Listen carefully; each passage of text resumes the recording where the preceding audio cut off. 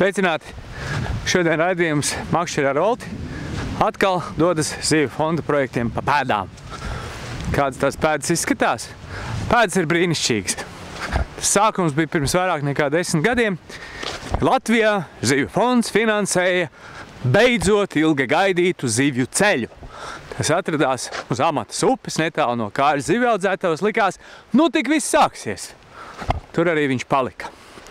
Kāļu zivju ceļš, joprojām daudz strīdās, kāds tas ir, efektīvs vai mazefektīvs, bet visādā ziņā viņš tur ir, pa zivju fonda līdzekļiem uzbūvēts, un pa zivju fonda līdzekļiem pēc tam arī pārtaisīts, piemērotāks.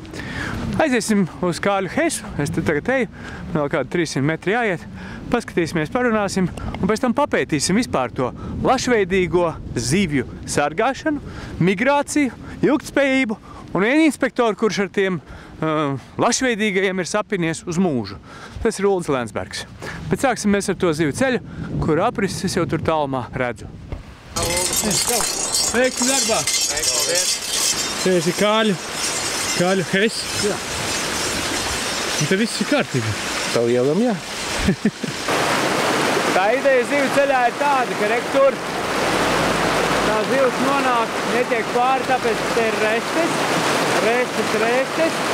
Te vairs restīša nav. Hops, viņa paliecās un tur iekšā. Tur un aiziet pāri. Uztās tos dirnās? Kustās, viss griežās. Bet tu esi, cik es saprotu, nesen tas īpašnieks, ja? Jā, es īstenībā esmu pārvaldnieks, man sieva ir īpašnieks. Pārpirkāt? Nē, mantojums. Nu, ko cek par šitādām progresīvām ietaisēm kā zivju ceļš? Kāda vaina? Vai ir? Ir kāds zivs pārkārtoši?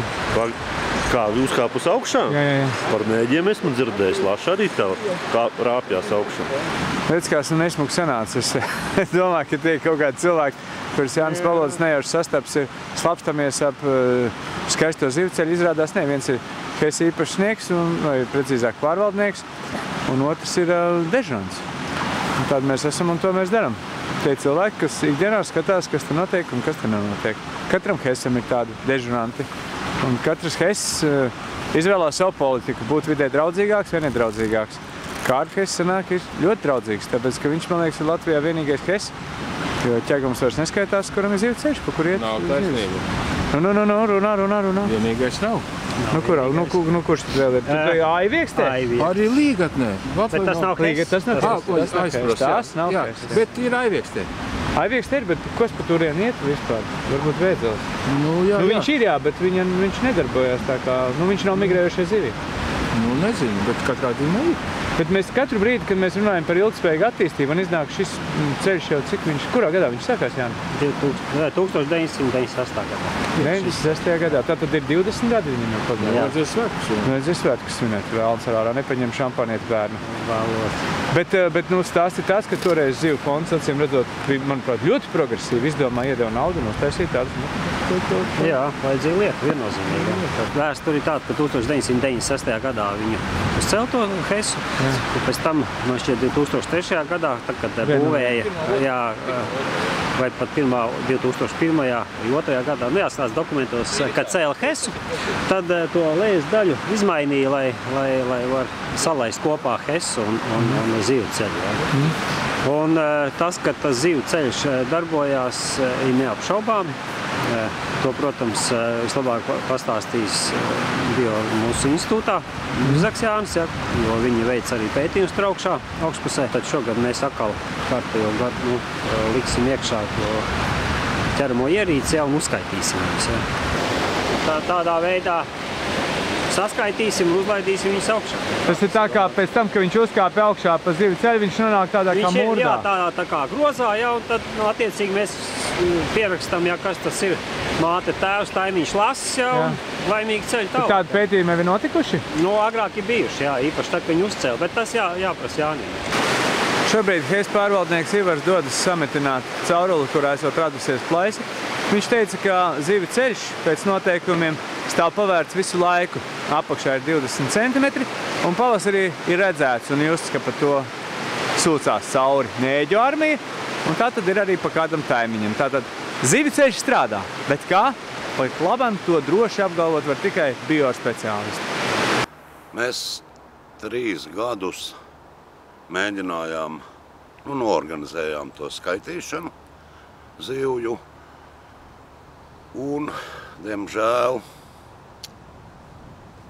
kā saka, nācās konstatējām, ka augšup iet ļoti maz zivju, burtiski daži eksemplāri rudenī, 3-4, laši, ne, taimiņi.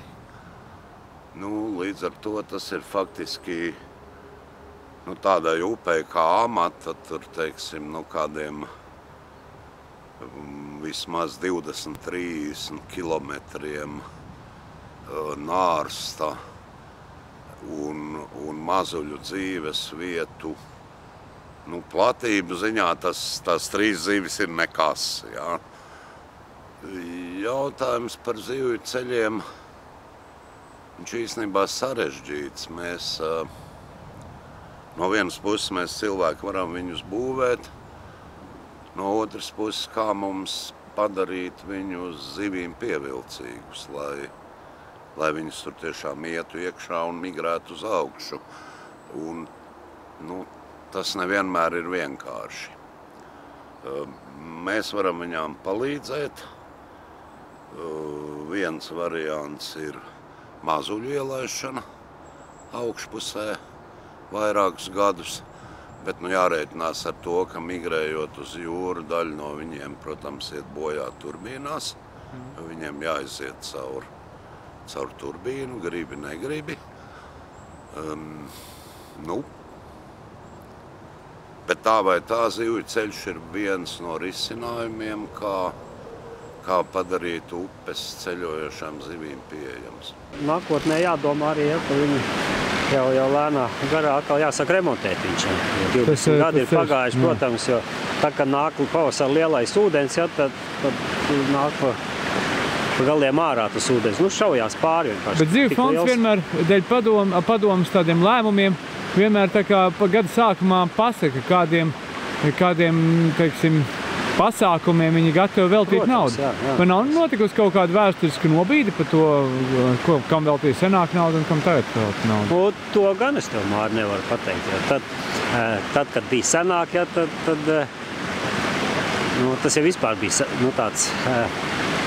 Visi mēs sākām no kaut kā, arī Zivju fonds sāk, un manā skatījumā tīri labi dažas lietas arī, ne tikai dažas, bet daudz ir, piemēram, zivju ceļš. Ļoti labi. Arī inspektoru Arī inspektoru aprīkojumu iegādēji, cik inspektoru vadība taktiski un pareizi izvēlējās tos līdzekļus, kuri vajadzīgi inspektoriem, tā ir cita lieta.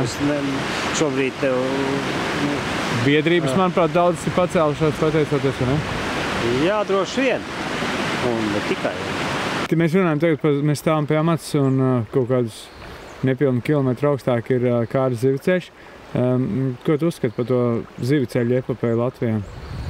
Tu redzi, es arī esmu lasījis un skatījies bildes, kā ir atsevišķās citās valstīs. Es arī biju kopā ar šo Gaujas ilgspējīgas attīstības biedrības, pašvaldību pārstāvjiem, ja.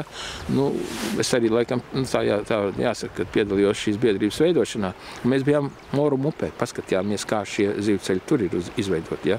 Un tur, liekas, tas bija 3. zivju ceļš. Pēc visa es sapratu, ka tas nemaz tik sarežģīti nav. Tur bija ļoti labi, ļoti vienkārši. Tā betona siena, akmeņaina upe un viss ekscelenti aiziet. Var runāt, protams, zivju ceļš, tā ir nauda, varbūt Hess īpašniekam tas ir neizdevīgi, un tajā laikā, kad palaid šo zaļo enerģiju, tad tika uzstādīti tādi noteikumi, ka ne visur, nevienmēr, un Kārļi, tajā laikā bija pirmais zivju ceļš, kur Kārļi Hess uzcēla, un tas bija ar tādu diezgan, vēl šobrīd atceros, ka toreiz ministrs Emsis atklāja zivju ceļu. Mēs tagad strādāsim, un pie tā viss arī apstājās, ja? Mēs strādājam tālāk, ja? Strādājam. Līgatnē cilvēki ar savu entuziasmu uzcēla šo zivju ceļu, un viņš funkcionē. Šis zivju ceļš arī, kā Jānis teica, arī funkcionē, jo es redzu, ka tur augšpusē ir bedres, bet, protams, ja salīdzinām to, kā Morum upē, īpaši tas viens zivceļš. Es domāju, ka viņš nekādā veidā, viņus pat nevar laikam salīdzināt, tā būs pareizāk, ja. Šeit kāda zivs uziet augšā, labi, viņi tur iznārsto un tā, bet nepareizi kaut kas tur ir.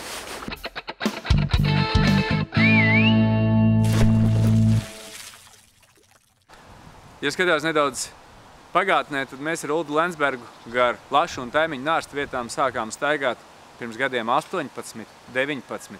Līdz ar to es viņu pazīstu kā vienu no tādiem sirdī entuziastiskākajiem un godīgākiem Latvijas zivu inspektoriem. Tāpēc ļoti svarīgi būtu paklausīties, ko viņš saka par savu saskarsmi ar Zivu fonda virzītiem projektiem. Kā ir ar to Zivu fondu viņa palīdzību jūsu darbā? Zivu fondā tāpatās kā visur strādā cilvēki, pilda savus pienākumus. Es nevaru teikt, ka neapzinīgi, ja? Bet te pašā laikā, ja tā pavērtē par to, kā ir bijis, ja? Tad, vienā otrā gadījumā tomēr ir, ja tā māja gribētos labāk, jo attiecībā pa makšķernieku kartēm. Es domāju, ka tā ir Zivu fonda kaut kāda, vai negribēšana problēma risināt, vai kā. Ir diva, šīs makšķernieku kartes ir gada un 3 mēnešu kartes, ja? Jā. Bet Latvijā ļoti daudz cilvēku atbraukuši strādāt uz ārzemēm un atbrauc atvaļinājumā. Uz konkrētu laiku, vasarā, uz nedēļu, varbūt uz 2 nedēļām, viņam gribās makšķerēt. Kāpēc viņam jāpērk ir tā, korekti sakot, kāpēc viņam jāpērk ir gada vai pusgada karte? Kāpēc viņš nevar tā kā mūs, kā tu stāstīji, tu makšķeri Igaunijā brīnies par viņu noteikumiem? Kāpēc nevar būt tā kā Igaunijā? Kāpēc nevar iet kaut vai bankā vai vienalga kur, pastā? Samaksāt pa 1 dienu, cilvēks nomakšķerē un viss kārtībā. Kāpēc to nevar savukārt cits saka, ka tā ir diezgan progresīva sistēma kā Latvijā, ka tās kartiņas un tas, ka tieši tiek pirkts un tā uzskaita, ka tas arī nemaz nav tik slikti, kad ir tā zinām. Jā, es piekrītu. Es sev arī uzskatu par makšķernieku, jo es šogad arī kāds 5 reizes makšķerējis. Man ir gada karte.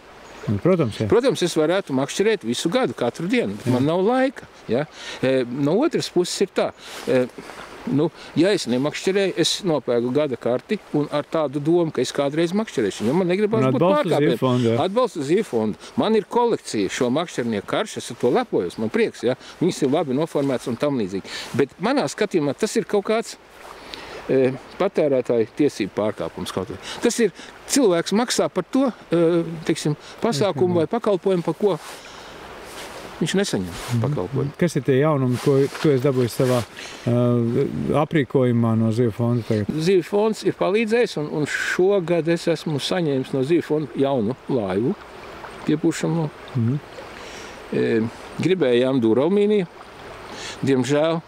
Es nevaru pateikt, tas ir Zivu fonda vai varbūt valsts vidas dienesta, kompetence. Jā, mums bija prasīta dūralmīnija laivu, ko es uzskatu, kad viņa būtu labāka. Viņai tur tāda specifiska rādītāja, svars. Viņai bija kaut kāda 65 kg. 2 cilvēki mierīgi var viņu izcelt, iecelt un tā. Ja? Gumijas laiva tomēr ir piepūšamā, viņa ir ne tik ilglaicīga un viņa ir problēmas naktī braucot. Tomēr pa dažādiem tādiem, objektiem, kā upēm tā var pārdot, un viņi tomēr ir tādi, riskanti. Ja?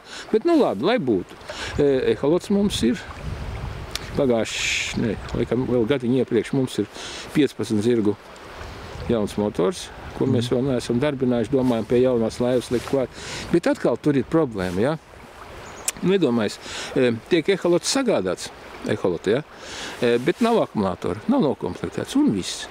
Un nav īpaši arī tā skaidrs tas finansējums, no kā var pirkt. Reģionālām pārvaldēm ir savs budžets. Budžetā tas nav paredzēts. Ir jāmeklē kaut kāds iespējas. Man tā akumulātora vēl nav.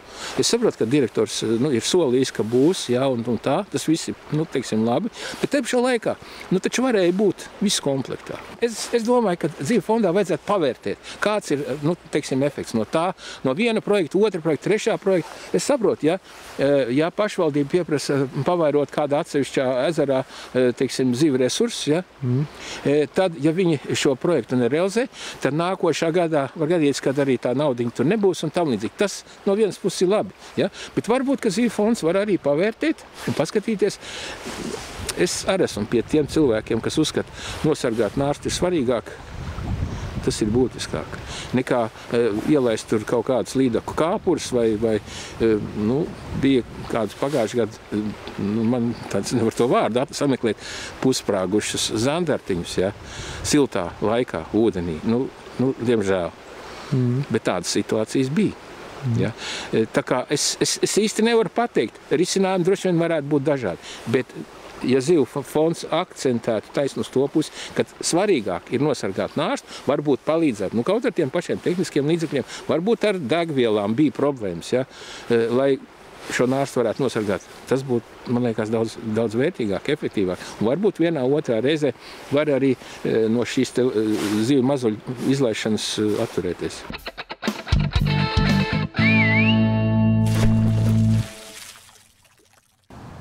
Pirms gada, 18. novembrī, mēs kopā ar Artu Rasmanu izdomājām savdabīgu dāvanu Latvijai dzimšanas dienā. Uz Vaivītas upes, saskaņojot ar privātīpašnieku, uzbūvējām pagaidu zivju ceļu. Cik tas bija efektīvs, man grūti teikt, bet tagad paklausīsimies Cēsu inspektora Ulda Lensberga viedokli par to mūsu savdabīgo akciju. Mēs šobrīd esam atbraukuši apstīties uz Vaivīti, un faktiski pagājušajā gadā, 17. novembrī, kad mēs to darījām ar Artu Rasmanu, tu mums mierīgi varēja atbraukt un uzlikt roku dzelzi. Vai tik traki, es nezinu, bet katrā gadījumā, tā īsti likumīga darīšana nebija, un es pieļauju, kad viena otra zivs augšā uzgāja, ja, bet tai pašā laikā, tas process bija beidzies, acīm redzot tos maisus vajadzēja organizatoriem noņemt, ja, vai varēja vienoties, kas viņus noņem. Ja? Iznāca tā, ka tie smilšu maisi šeit stāvēja, un kādam cilvēkam likās, kad viņi rada milzīgu vidas piesārņojumu un kaitējumu. Ja tā, es kā cilvēks, protams, estētiski varbūt to ainavu bišķiņ tā kā bojāja tie maisi, un pēc šī tur viena cilvēka sūdzību, pēc viņa sūdzībām, es atbraucu un tos maisus novācu un viss tā kā sakārtojam, bet piesārņojums jau šeit nebija. Pēc tā šausmīgi skatoties, tu izpostīji jaunākos būvējumus zivju ceļu virzienā Latvijā pagājušajā gadā. Radīt šopavasar, tu viņus dabūji novākt. Man jāsaka piedošana. Es tiešām ļoti cerēju, ka mēs to visu izdarīsim, bet acīm redzot, Arts aizrāvās, es aizrāvos un mēs to nenovācām. Tā kā paldies, tas kūka no mani. Jā. Labi. Bet tagad ir runājam vispār par zivju ceļu, kā tev šķiet, vai šādās vietās kā Vaivē. Tad taču rudenī tie taimiņi lēkā. Tas ir bērnam skaidrs, par šito te vietiņu iekšā nāk. Un tad ir, kad ūdens augstāk, viņš mēģina šite te lekt augšā. Viņš te bāžās, un tad viņi tālāk nākošā pa to apakšu iet cauri. Un tad tur viņi mēģina lekt augšā. Mēs uztaisījām pagājuši, ka viņi tā kā pa turienu vārtā kā uzlīst augšā. Un tas bija tikai tāds mēģinājums, tāds pilsoniskas iniciatīvas izpausme, kur tu teici, formāli nekādu iebildumu nevar būt, jo mēs neko ne pārveidojām, ne arī kaut ko nelikumīgi darījām, nebija tāda. Ja pretenzijas varēja būt īpašniekam, bet es sapratu, ar īpašnieku bija sarunāts. Ja? Tā kā es šeit nekādus pārkāpumus pret vidi neredzēju, bet tā pašā laikā, kā jau mēs runājām, tās sekas vajadzēja noņemt. Ja? Bet, ja atgriežamies pie šīs upītes, tad šeit jau tā situācija, es pat īsti nezinu Latvijā, vai tāds ir, jo te tas 900 metru, un tie taimiņi sanāk ļoti daudz uz nārstu, un praktiski viņiem nav vietiņas, kur nārstot. Viens otram virsū tās berzas ir tiek pārberstas. Un man liekas, ka tas, nārsts nav tik produktīvs. Bet šī ir tāda vieta, kur zivs pati rāda, es gribu šeit nārstot, es gribu te celties augšā. Man šī upīte patīk, vai ne? Jā, pilnīgi tas tā ir. Un es esmu dzirdējis, ka ir dzirdīgi savs atrast, lai Dievs dod viņiem rast iespēju šeit izveidot zivju ceļu un sakārtot to vietu.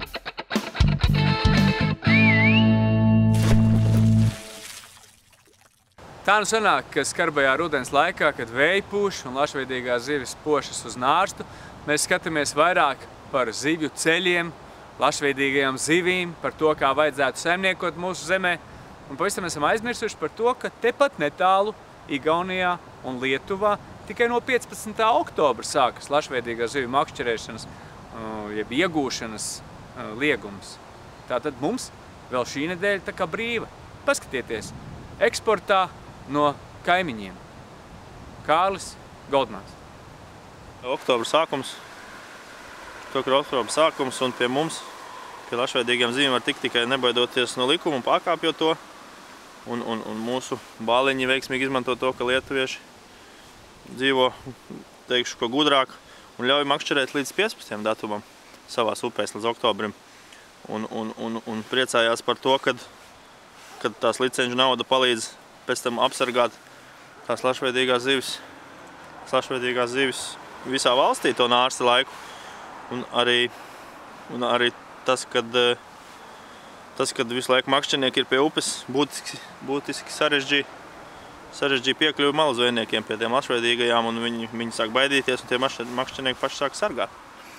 Un Igauņi atkal priecājās par to, kad pagājušo gadā ir uzbūvēti gandrīz 20 zivceļi, pateicoties licenču naudai.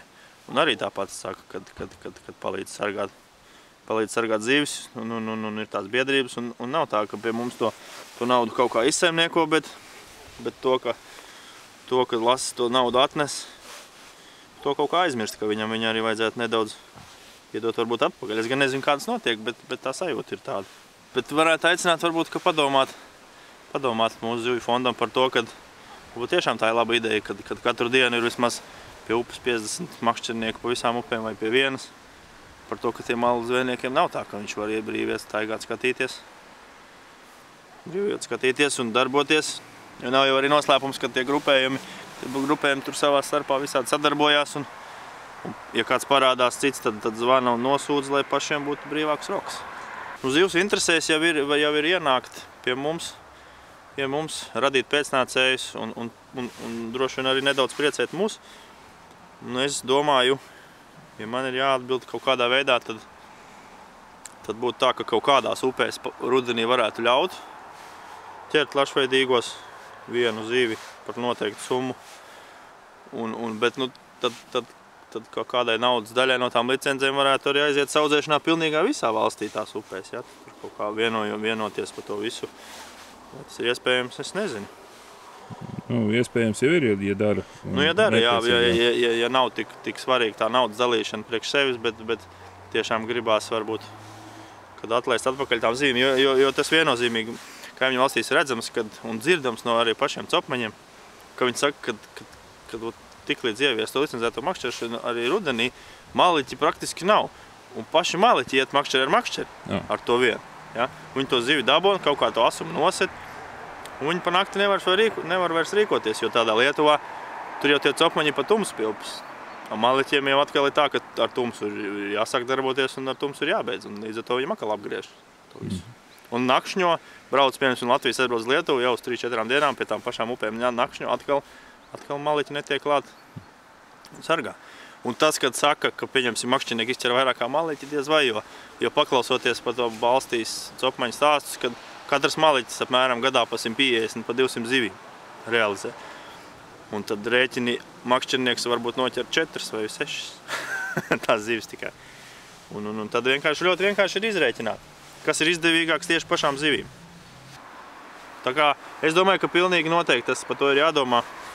Un es domāju arī, kad līdz tam arī aizies varbūt, jo mums jau viss valstī lēnāk notiek nekā pie kaimiņiem. Līdz tam arī aizies, kad varēs makšķerēt, kaut to līdz tam 10, vai kaut to līdz tam 1, bet drīksties ar to zivu paturēt. Bet būtībā vajadzētu jau līdz tam 15, kā visur citur. Jo tas tiešām ir 15.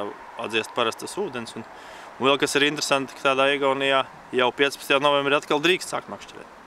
Viņi ir izpētījuši speciāli, un tā licenču nauda ir speciāli dota tikai tam, arī, ka viņi paliek tajā lašu sfērā, un ir speciāla grupa, un grupējumi, kas pēta, un arī dzirdējām, kad valsts atbalsta un pašvaldības dod naudu tieši aizsardzībai zivju, un viņi ir izpētījuši, ka tas mēnesis pilnībā pietiek.